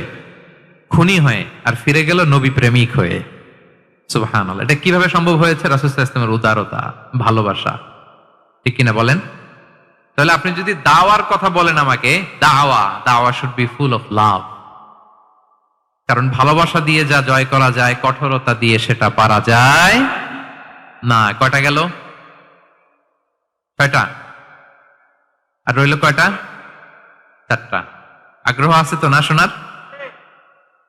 আচ্ছা, 7 নাম্বার হচ্ছে, 7 নাম্বার, রাসূল সাল্লাল্লাহু আলাইহি ওয়াসাল্লাম যদি কাউকে কারেকশন করতে চাইতেন, কখনো তাকে অপমান করতেন না, অন্যের সামনে তার নাম নিতেন না, নাম না নিয়ে তাকে শুধরে দিতেন। এটা দাওয়ার আরেকটা মেথডোলজি। কেউ কোনো ভুল কাজ করলে তার নাম ধরে অন্যের সামনে লজ্জিত করতেন না। আমরা কিন্তু অনেক সময় করে ফেলি, করি না? অন্যের সামনে মানুষকে কারেক্ট করি, এটা ঠিক না। The way he use to correct others, আপনি যদি সিরাতের দিকে তাকান, সুবহানাল্লাহ, কিভাবে উনি অন্যকে কারেকশন দিতেন, নাম উল্লেখ করতেন না। আমরা এটা অনেক ভুল করি। আমি এজন্য খুব দুঃখিত এবং লজ্জিত। আমাদের দাওয়া অঙ্গনে আপনি ইউটিউব খুললে দেখবেন যে অনেক দায়ীরা, এক দায়ী আরেক দায়ীকে তুচ্ছ-তাচ্ছিল্য করছে, তার নাম নিয়ে তাকে ছোট করা, তাকে খারিজ করা, তাকে নাকচ করা, সে জাহান্নামী, সে কাফের, সব ইসলামের ঠিকাদারি উনি একা নিজে নিয়ে বসে আছে, আর বাকি যা আছে সব খারিজ। এইটা রাসূল সাল্লাল্লাহু আলাইহি ওয়াসাল্লামের দাওয়ার সাথে যায় না। বরং কেউ যদি কোনো ভুল কিছু বলে, ভুল করে, আপনি যদি মনে করেন যে না তার এটা ভুল, আমারটা সঠিক, তো আপনার নিয়ম হচ্ছে আপনি সঠিকটা প্রচার করা। তাহলে কেউ যদি ভুল করে থাকে তারও টনক নড়বে, বাকিরাও সঠিকটা জেনে যাবে। এটা হচ্ছে রাসূল সাল্লাল্লাহু আলাইহি ওয়াসাল্লামের দাওয়া মেথডোলজি। তিনি কখনো কারো নাম ধরে অন্যের সামনে, মানুষের সামনে তাকে লজ্জা দিতেন না, তাকে কারেক্ট করতে যেতেন না। এটা ছিল রাসূল সাল্লাল্লাহু আলাইহি ওয়াসাল্লামের বৈশিষ্ট্য। আসুন আমরা সিরাত থেকে দেখি, হাদিস থেকে দেখি। আল্লাহর হাবিব সাল্লাল্লাহু আলাইহি ওয়াসাল্লাম উনি রাতে দিনে কি কি আমল করতেন, গোপন আমল, এগুলো জানার জন্য 3 জন সাহাবী রাসূল সাল্লাল্লাহু আলাইহি ওয়াসাল্লামের স্ত্রীদের কাছে গেলেন। যে জিজ্ঞেস করলেন যে আপনারা আমাদেরকে বলুন যে রাসূল সাল্লাল্লাহু আলাইহি ওয়াসাল্লাম রাতে কি আমল করে, দুপুরে কি আমল করে, বিকেলে কি আমল করে। তো আমাদের আম্মা জানেরা, রাসূল সাল্লাল্লাহু আলাইহি ওয়াসাল্লামের প্রিয়তমা স্ত্রীরা বললেন যে উনি রাতে এরকম তাহাজ্জুদ, দুপুরবেলা এরকম তেলাওয়াত, এই সময় নফল নামাজ, এই সময় এটা করে। আল্লাহর হাবিব সাল্লাল্লাহু আলাইহি ওয়াসাল্লামের পুরো আমলের ফিরিস্তি যখন শোনানো হলো, কাআন্নাহুম তাকাল্লুহা, তাদের কাছে এটা একটা কম মনে হলো পরিমাণে। তারা ভাবছিল হয়তো আরো বেশি করে। তখন তাদের একজন বলল, আরে আইনা নাহনু মিন রাসূলিল্লাহ, কই রাসূল সাল্লাল্লাহু আলাইহি ওয়াসাল্লাম, কই আমরা। রাসূল সাল্লাল্লাহু আলাইহি ওয়াসাল্লামের ব্যাপারে আল্লাহ বলেছেন, কদ গুফিরা লাহু মা তাকাদ্দামা মিন যামবিহি ওয়া মা তাআখার, রাসূল সাল্লাল্লাহু আলাইহি ওয়াসাল্লামের আগের পরের সব গুনাহ মাফ। আদতে তো ওনার কোনো গুনাহই নাই, তারপরও একটা স্পেশাল স্ট্যাটাস হচ্ছে আপনার আগের পরের সব গুনাহ মাফ। তো তারা বলল, যেই মহান ব্যক্তির, যেই নবীর আগের পরের সব গুনাহ মাফ বলে ঘোষণা দেওয়া হয়েছে, তার সাথে তো আমাদের তুলনা করলে হবে না, আমাদের তো বেশি আমল করতে হবে। রাসূল সাল্লাল্লাহু আলাইহি ওয়াসাল্লাম হয়তো এই জন্য এই স্ট্যান্ডার্ড মেনটেন করেন না, এরকম করলে তো আমরা মাফ পাবো না আল্লাহর কাছে। ভালো চিন্তা থেকেই তারা ভাবছেন যে না, আমাদের আমল আসলে কম হয়ে যাচ্ছে, বাড়াইতে হবে। রাসূল সাল্লাল্লাহু আলাইহি ওয়াসাল্লামের কথা ভিন্ন, আমাদের বাড়াইতে হবে। তো কি করতে হবে? একজন বলল আজকে থেকে আমি সারা রাত নফল নামাজ পড়বো, সারা রাত ঘুমাবো না আর। নিয়ত করে ফেলছে আমি সারা রাত নফল নামাজ, এশার পর থেকে যে নফল শুরু হবে ফজর পর্যন্ত, ঘুমটুম নাই। আচ্ছা গেল। আরেকজন বলল আমি সারা বছর রোজা রাখবো, কালকে থেকে যে রোজা ধরবো আর ভাঙবো না সারা বছর। আরেকজন বলল আমার কয়েকজন স্ত্রী আছে, আমি আর স্ত্রীদের কাছে যাব না, আমি এখন থেকে সন্ন্যাসী, বৈরাগী জীবন যাপন করব, আমি আর কোন নারীর কাছে যাচ্ছি না। তো এই ঘোষণা যখন তারা দিয়ে ফেলছে, এটা রাসূল সাল্লাল্লাহু আলাইহি ওয়াসাল্লামের কান পর্যন্ত যেয়ে পৌঁছালো। আল্লাহর হাবিব সাল্লাল্লাহু আলাইহি ওয়াসাল্লাম এটা শুনে ফেললেন। শুনে রাসূল সাল্লাল্লাহু আলাইহি ওয়াসাল্লাম এটা অপছন্দ করলেন, কারণ এটা তো রাইট ট্র্যাক না, ওনারা ভুল করতেছে। একটা ভরা মজলিসে রাসূল সাল্লাল্লাহু আলাইহি ওয়াসাল্লাম বললেন, আনতুমুল্লাযীনা কুলতুম কাযা ওয়া কাযা, শুনলাম তোমাদের মধ্যে কে কে নাকি এমন এমন বলছো। সুবহানাল্লাহ। তিনি বলতে পারে এই আব্দুল্লাহ দাঁড়াও, এই আব্দুর রহমান স্ট্যান্ড আপ, এই দাঁড়াও, তুমি নাকি এটা বলছো, তুমি এটা বললে তো ওনারা লজ্জা পেতেন না? সবার সামনে লজ্জা পেতেন। উনি এটা না করে কাজ হাসিল হয়ে যাচ্ছে, বললেন আনতুমুল্লাযীনা কুলতুম কাযা ওয়া কাযা। অনেক বর্ণনা এরকম পাওয়া যায়, মা বালু আকওয়ালিন আকওয়ামিন ইয়াফআলুনা কাযা ওয়া কাযা, মা বালু আকওয়ামিন ইয়াকুলুনা কাযা ওয়া কাযা। তাদের কি হলো, তারা এমন এমন বলে, তাদের হলোটা কি, তারা এমন এমন বলে। এইভাবে তিনি শুধরে দিতেন। তো বললেন তোমাদের মধ্যে কেউ কেউ নাকি এটা বলে এটা বলে। ওই তিনজনের তো টনক নড়ে গেছে, আর বাকিরা শুনতেছে। তখন রাসূল সাল্লাল্লাহু আলাইহি ওয়াসাল্লাম বললেন, না, এটা ঠিক নয়, আমি তোমাদের মধ্য থেকে সবচেয়ে বেশি মুত্তাকি, সবচেয়ে বেশি বুজুর্গ। ওয়াল্লাহি ইন্নী লা আখশাকুম লিল্লাহি ওয়া আতকাকুম লাহু, আমি তোমাদের মধ্য থেকে আল্লাহকে সবচেয়ে বেশি ভয় পাই। বলেন তো রাসূল সাল্লাল্লাহু আলাইহি ওয়াসাল্লামের চেয়ে বেশি আল্লাহকে ভয় পাওয়া কারো পক্ষে সম্ভব? আল্লাহর হাবিব সাল্লাল্লাহু আলাইহি ওয়াসাল্লামের চেয়ে বেশি মুত্তাকি হওয়া কারো পক্ষে সম্ভব? আমার নবীর চাইতে শ্রেষ্ঠ হওয়া সম্ভব? তার যে স্ট্যান্ডার্ড ইবাদতের, এটারে ছাড়ায় যাওয়া সম্ভব? সম্ভব না। তো তিনি বললেন যে আমি রাত্রিবেলা ঘুমাই আসার পরে, আবার শেষ রাতে তাহাজ্জুদও পড়ি, ঘুমও আছে নামাজও আছে, ব্যালেন্স। আমি সোম বৃহস্পতিতে রোজা রাখি, সপ্তাহের বাকি দিনগুলোতে খাই। আবার আমার অনেক 9 জন স্ত্রী তো একটা টাইমে ছিল, আমি স্ত্রীদের সাথে মেলামেশাও করি। তা আমি এগুলো সব ঠিক রেখে আল্লাহর সবচেয়ে প্রিয় মুত্তাকি হইতে সমস্যা হইল না। তোমাদের এত সমস্যা কোথায়? তোমাদের সমস্যা কোথায়? আমার চেয়ে শ্রেষ্ঠ যদি কেউ কিছু করতে চাও, এটা হবে না, আমি হচ্ছি স্ট্যান্ডার্ড। সুবহানাল্লাহ। দেখেন এইভাবে যখন বললেন, ঠিক করে দিলেন যে তোমরা কে কে জানি এরকম নিয়ত করছো, এটা ভুল করেছো, বরং শুদ্ধ হবে এটা। ওই তিনজনের টনক নড়ে গেছে, তারা শুধরে নিয়েছেন, আর বাকিরা সঠিক মেসেজটা, সঠিক নির্দেশনাটা জেনে গেল। তাহলে ওনাদেরকে কারেকশন করা হয়ে গেছে না অলরেডি? বলেন তো, ওনারা যে ভুল করছে কারেকশন হয়েছে কিনা? কিন্তু তাদেরকে অপমান করা হয়েছে। এই ভুলটা আমরা অনেক সময় করি। অন্যের সামনে কখনো নিজের ছেলেকে, নিজের স্ত্রীকে, বন্ধুকে অন্যের সামনে এইভাবে আমরা যেন কারেক্ট না করি। কাউকে সংশোধন করতে চাইলে আল্লাহর হাবিব সাল্লাল্লাহু আলাইহি সাল্লামের দেখানো পথেই যেন আমরা সংশোধন করি। এটা হচ্ছে এই হাদিসের 1 নাম্বার শিক্ষা। আরেকটা শিক্ষা হচ্ছে ব্যালেন্স লাইফস্টাইল, ব্যালেন্স অ্যাপ্রোচ আমরা জানলাম। অনেকে মনে করে, আমার পরিচিত কয়েকজন লোক আছে, আমি বলছি, তারা থামাইছে কিনা জানি না, আমার কাছে এসে শোনাইতেছে, হুজুর আমি সারা বছর রোজা রাখি। আমি বলছি আপনার বলছে কে সারা বছর রোজা রাখতে? সারা বছর তো রোজা রাখা নিষেধ, এটাকে সওমে বিসাল বলে, এটা নিষেধ। বরং সবচেয়ে বেশি যদি কেউ রাখতে চায়, রাসূল সাল্লাল্লাহু আলাইহি ওয়াসাল্লাম বলছে, তাহলে সাওমুল্লাহি দাউদ, সিয়ামু দাউদ, দাউদ আলাইহিস সালামের রোজা, এর চেয়ে বেশি না। একদিন রাখবা, আরেকদিন ভাঙবা, একদিন রাখবা, আজকে রোজা রাখলে কালকে খাবেন, কালকে রাখবেন, এরপরের দিন রাখবেন, এরপরের দিন ভাঙবেন। এর চেয়ে বেশি রাখা যায় না। লাগাতার রোজা রাখা নিষেধ। লাগাতার 6 মাস 5 মাস সারা বছর অনেকে রোজা রাখে, এটা না জানার কারণে। তাহলে এই যে ইসলামের যে ব্যালেন্স লাইফস্টাইল, এটা আমরা জানলাম। কাউকে কিভাবে শুধরে দিতে হবে, কারেক্ট করতে হবে, কারেকশনের ওয়ে, এটা আমরা জানলাম। আরেকটা হচ্ছে ইসলাম যে the combination of material and spiritual life, এইটার একটা তথ্য আমরা জানলাম যে আপনার এই দুনিয়াও লাগবে, আপনার আখিরাতও লাগবে। আপনি সব ছেড়ে দিয়ে শুধু আল্লাহর রাস্তায় চলে গেলে ওইটা ইসলাম শিখায় নাই। ইসলাম যে আমাদেরকে ফরিয়াদ শিখায়, প্রার্থনা শিখায়, রব্বানা আতিনা ফিদ দুনিয়া হাসানা ওয়া ফিল আখিরাতি হাসানা ওয়া কিনা আযাবান নার। হে আল্লাহ, আপনি দুনিয়াতেও হাসানা দেন, আখিরাতেও হাসানা দেন। আগে চাইছি কোনটা, আখিরাত না দুনিয়া? সবাই বলেন তো, রব্বানা আতিনা ফিল আখিরাতি হাসানা ওয়া ফিদ দুনিয়া হাসানা, এরকম নাকি রব্বানা ফিদ দুনিয়া হাসানা? দেখেন দুনিয়াটা আগে, দুনিয়াটা আগে। তো ব্যালেন্স, এই ভারসাম্য রাখাটা, আমি আলোচনার শুরুই তো করেছি ওয়াসাতিয়া, মানে ভারসাম্যপূর্ণ। ইসলামের নেচারটা হচ্ছে ব্যালেন্সড অ্যাপ্রোচ। এটা আমরা এই হাদিস থেকে শিখতে পারি। আমাদের অনেকেরই এটাতে ঘাটতি আছে, অনেক জ্ঞানী, অনেক স্কলার, অনেক তার কিছু, কিন্তু তার মধ্যে ভারসাম্য এবং পরিমিতি বোধ নাই। পরিমিতি বোধ, ভারসাম্য, ব্যালেন্স লাইফস্টাইল, এটা অনেকে অ্যাডপ্ট করতে পারে না। এটা বছরের পর বছর সাধনা করতে হয়, অ্যাডপ্ট করে নিতে হয় নিজের সাথে। তাহলে 7 নাম্বার হচ্ছে, কাউকে শুধরে দিতে চাইলে আপনি কিভাবে শুধরে দিবেন এটা আমরা জানলাম। তাকে সবার সামনে লজ্জা দিয়ে শুধরে দেওয়া যাবে? তাহলে কৌশলে তাকে শুধরে দিতে হবে। পারা যাবে তো ইনশাআল্লাহ? কয়টা গেল? 8 নাম্বার। 8 নাম্বার হচ্ছে, এটা দায়ীদের জন্য অনেক বড় রিমাইন্ডার। সেটা হচ্ছে, আমরা যে দাওয়া দেই এটা খেয়াল রাখতে হবে, আমি যা বলি ওটা সবার আগে অ্যাপ্লাই করতে হবে নিজের মধ্যে। আমরা অনেক সময় এটা করে ফেলি যে ভালো একটা হাদিস শুনলে, কোরআনের আয়াত শুনলে, একটা কিছু শুনলে মনে করি যে এগুলো এই সবার জন্য, মানে এটা বাদ, এখান থেকে শুরু, লাইনটা এখান থেকে শুরু, এইখান থেকে যারা আছে এই সবাই এগুলো পালন করবে, আমি এটার বাইরে।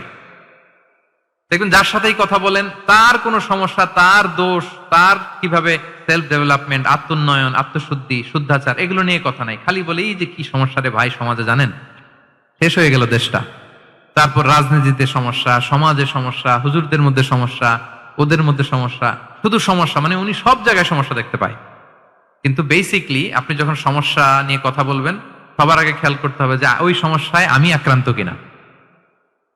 আমরা কেন যেন অন্যকে কাঠগড়ায় দাঁড় করাতে বেশি পছন্দ করি, কিন্তু নিয়ম হচ্ছে নিজেকে বারবার কাঠগড়ায় দাঁড় করানো, যে আমি ঠিক করতেছি কিনা, আসলে আমার মধ্যে শুদ্ধাচার আছে কিনা, আমার লেনদেন ঠিক আছে কিনা, আমি আমার মধ্যে সততা আছে কিনা, do I live a decent life, আমি যা বলি আমি তা করি কিনা।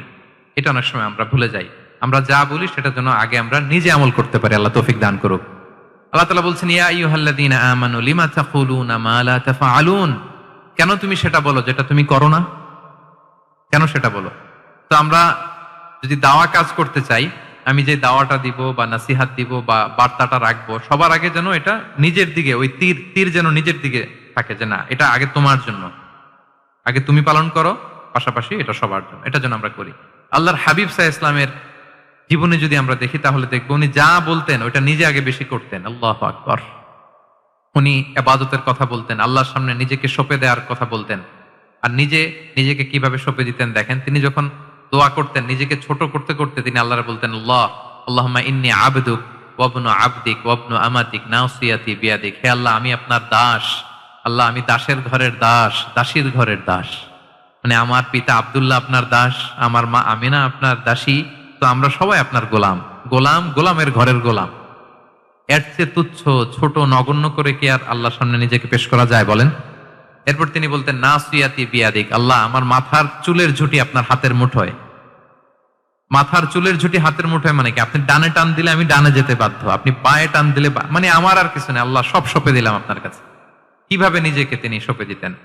তাহাজ্জুদের সালাতে যখন রাতে দাঁড়াতেন, আম্মা জান আয়েশা রাদিয়াল্লাহু তাআলা আনহা বলেন, দাঁড়িয়ে থাকতে থাকতে পা দুইটা ফুলে যেত এরকম, হাত্তা তাতাফাত্তারা কদামা, খুব কষ্ট হতো আল্লাহ রাসূল সাল্লাল্লাহু আলাইহি ওয়াসাল্লামের। আম্মা জান আয়েশা বলতেন, ইয়া রাসূলুল্লাহ ক্বাদ গুফিরা লাকা মা তাকদ্দামা মিন যামবিকা ওয়া মা তাআখার, আল্লাহ তো বলেছেন আপনার সব গুনাহ মাফ, গুনাই তো নাই, তাও ঘোষণা সব গুনাহ মাফ, এত কষ্ট নিজের দেহের উপর নিজে কেন দেন?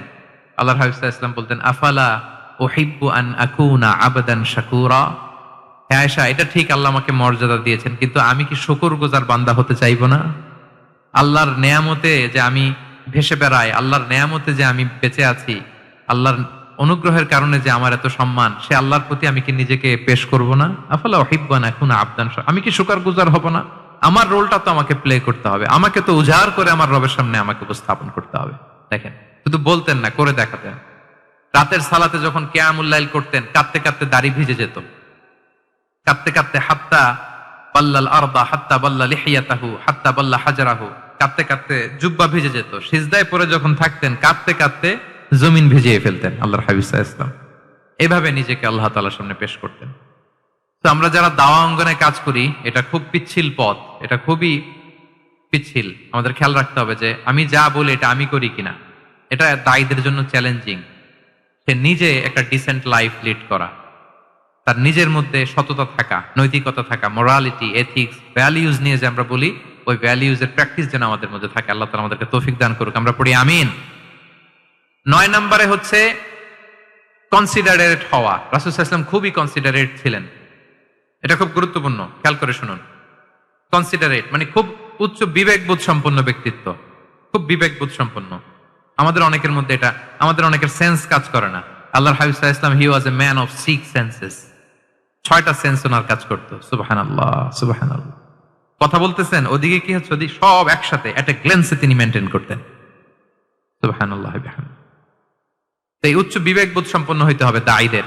রাসূল সাল্লাল্লাহু আলাইহি ওয়াসাল্লাম একবার নামাজ পড়াচ্ছেন, পিছনে বাচ্চার কান্নার আওয়াজ, নামাজ ছোট করে দিয়েছেন, একেবারে ছোট, শর্ট করে সিজদা, রুকু, মানে যতটুকু না হলেই না, অতটুকু করে নামাজ শেষ। জিজ্ঞেস করা হলো কেন?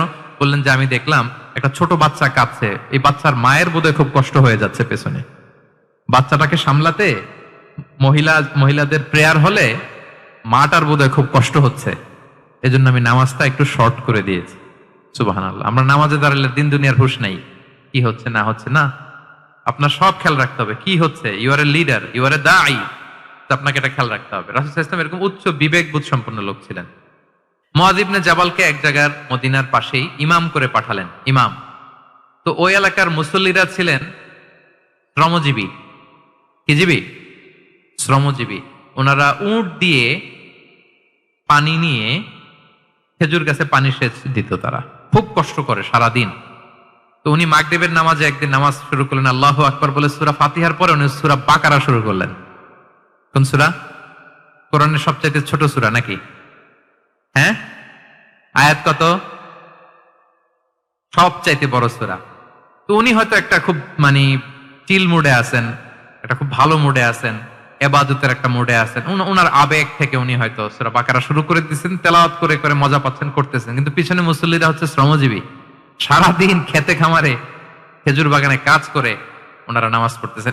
একদল তো নামাজ ছেড়ে দিছে, ছেড়ে দিয়ে নিজেরা নামাজ পড়ে আল্লাহর হাবিব সাল্লাল্লাহু আলাইহি ওয়াসাল্লামের কাছে যে বিচার দিলেন যে, ইয়া রাসূলুল্লাহ, দেখেন এমন একজনকে ইমাম হিসেবে পাঠালেন, উনি মাগরিবের নামাজ শুরু করছে সূরা বাকারা দিয়ে।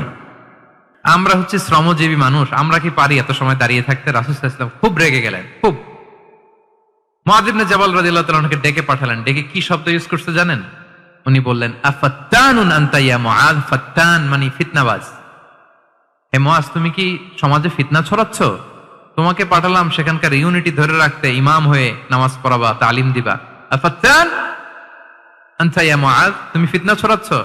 তুমি কেন সাব্বিহ ইসমা রাব্বিকাল আলা তোমার মুখস্থ নাই? ওয়াশ-শামসি ওয়া দুহাহা মুখস্থ নাই? হাদিসে দুইটা সূরার কথা, যে এই সাইজের সূরাগুলো পারো না তুমি, এগুলো দিয়ে নামাজ পড়াবা যাতে ওদের কষ্ট না হয়। ওরা তো শ্রমজীবী সাহাবী, ওদের দিকে তো তোমার খেয়াল রাখতে হবে, কনসিডারেট হতে হবে। সুবহানাল্লাহ বিহামদিহি। দেখেন রাসূল সাল্লাল্লাহু আলাইহি ওয়াসাল্লাম ইমামকে এনে শাসন করলেন, বুঝিয়ে বললেন যে না, তোমাকে ছোট ছোট সূরায় নামাজ পড়াতে হবে যাতে করে কষ্ট না হয়। এবং রাসূল সাল্লাল্লাহু আলাইহি ওয়াসাল্লাম কাউকে কোনো দায়িত্ব দিয়ে কাজে পাঠালে ওনার বিখ্যাত একটা বাণী তিনি বলে দিতেন। কাউকে কোনো দায়িত্ব দিয়ে পাঠালে তিনি বলতেন, বাশশিরু ওয়ালা তুনাফিরু, ইয়াসসিরু ওয়ালা তুআসসিরু। মানে তোমরা মানুষকে সুসংবাদ দিও, মানুষকে দিন থেকে ভাগিও না, দিনকে সহজ করে উপস্থাপন করো, দিনকে জটিল করে মানুষের সামনে উপস্থাপন করো না। আমরা এটা ভুল করি, এত কঠিন ভাবে উপস্থাপন করি, ভাবে যে কঠিন করে উপস্থাপন করতে পারলেই বোধহয় ওনার ক্রেডিট। এরকম একটা মানসিকতা অনেকের আছে। কোন মুফতি যদি এমন কোন ফতোয়া দেয় যেটা সমাজের অধিকাংশ মুসলিম চেষ্টা করেও মানতে পারতেছে না, কঠিন হয়ে যাচ্ছে, তার মানে something is missing in the ফতোয়া, something is missing in the legal opinion, and the মুফতি should revise the issue again and again. তাকে আরো মুফতিদের সাথে রিভাইজ করতে হবে, আরো কিভাবে জীবন ঘনিষ্ঠ করে মাসালাটা দেয়া যায়, তাকে এটা ভাবতে হবে। কারণ আল্লাহ দিনের মধ্যে জটিলতা রাখেননি, কাঠিন্যতা রাখেননি।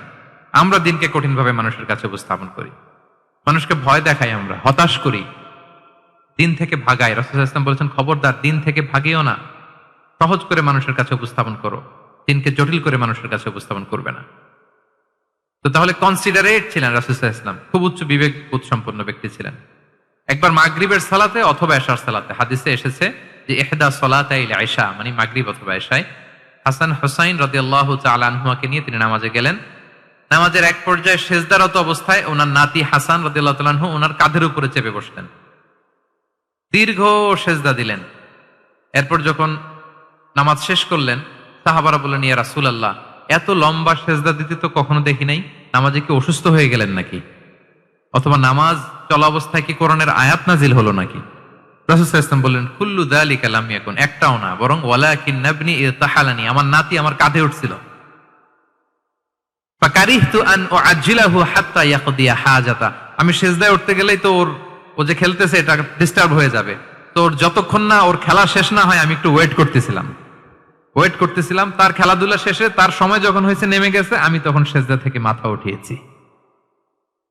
কি কনসিডারেট ছিলেন দেখেন, কি উচ্চ বিবেক বোধ সম্পন্ন, অন্যের যাতে কষ্ট না হয়, অন্যের যে কোনো কনসার্ন, এগুলো সব তিনি খেয়াল রাখতেন। তো দাঈদের এরকম সিক্স সেন্সের অধিকারী হওয়ার চেষ্টা করতে হবে। আল্লাহ তাআলা আমাদেরকে তৌফিক দান করুক। কয়টা গেল? 9টা। আর একটা সর্বশেষ, এটা খুব গুরুত্বপূর্ণ, আপনাদের সাথে খুবই রিলেভেন্ট, মনোযোগ দিয়ে শুনুন। সেটা হচ্ছে প্রপার টাইমিং ফর দাওয়া। দাওয়ার জন্য টাইমিংটা খুব গুরুত্বপূর্ণ। টাইমিং ইজ প্রপার টাইমে যদি দেন, ওটা ক্লিক করবে, ওটা স্পার্ক করবে। আর যদি সময় মতো না হয়, ওটা কাজ করবে না। প্রপার টাইমে প্রপার দাওয়াটা দিতে হয়, সঠিক সময়ের অপেক্ষা করা, যখন সেই সময়টা আসছে তখন দাওয়া দেওয়া। বুঝতে পেরেছেন না ব্যাপারটা? একটা ছোট্ট উদাহরণ দেই। এক ইহুদি কিশোর রাসূল সাল্লাল্লাহু আলাইহি ওয়াসাল্লামের খেদমত করতো। ইহুদি কিশোর, কোন ধর্মের কিশোর বলেন তো? ইহুদি কিশোর। প্রায় আসতো রাসূল সাল্লাল্লাহু আলাইহি ওয়াসাল্লামের কাছে, আসতো রাসূল সাল্লাল্লাহু আলাইহি ওয়াসাল্লামের সেবা করতো, কিন্তু তাকে কখনো রাসূল সাল্লাল্লাহু আলাইহি ওয়াসাল্লাম দিনের দাওয়াত দেন নাই। ছেলেটা ইহুদি, কিন্তু তার সামনে কখনো দিনের দাওয়াত তিনি দেন নাই। একদিন দেখে যে ওই ছেলে আসে না, লাগাতার এরকম কয়েকদিন যাবত ওই ছেলে আর আসে না।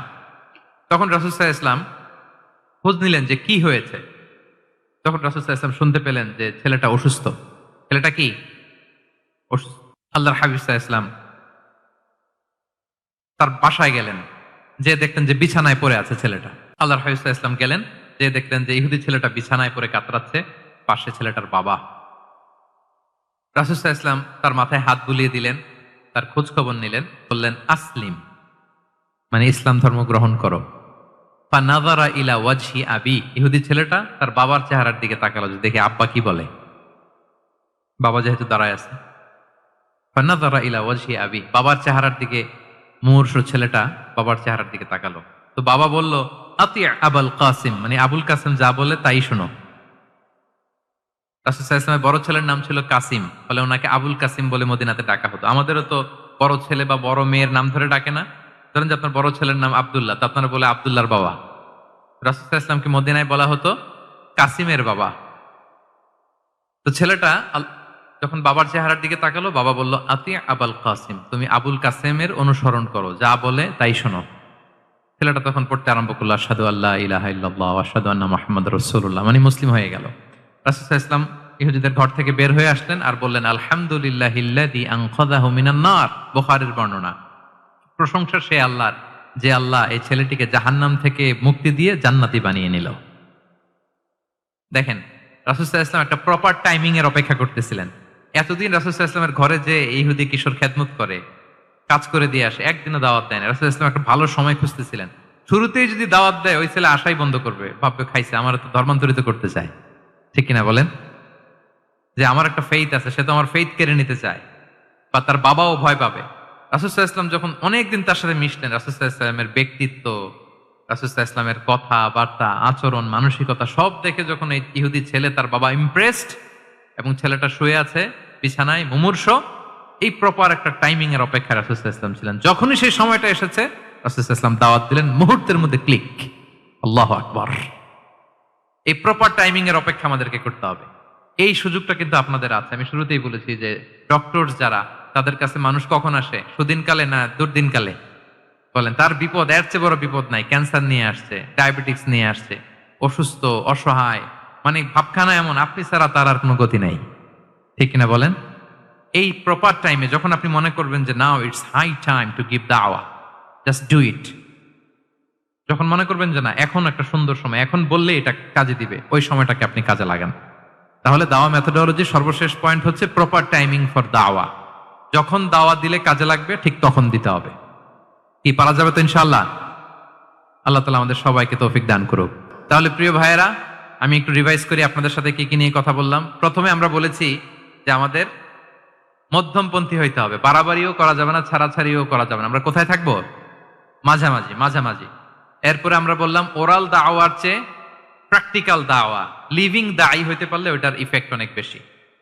এরপর আমরা আল্লাহর হাবিব সাল্লাল্লাহু আলাইহি ওয়াসাল্লামের সিরা এবং সুন্নাহ থেকে 10টা মেথোডোলজি, দাওয়া মেথোডোলজি আলোচনা করেছি। তার প্রথমটা ছিল ভেরি সফট এন্ড মাইল্ড, দাওয়া ল্যাঙ্গুয়েজটা সফট এন্ড মাইল্ড হতে হবে। 2 নাম্বার, কোশ্চেন থ্রো করতে হবে অ্যাটেনশন ড্র করার জন্য। 3 নম্বরে, visual explanation to make the দাওয়া মোর ইফেক্টিভ এন্ড প্রোডাক্টিভ।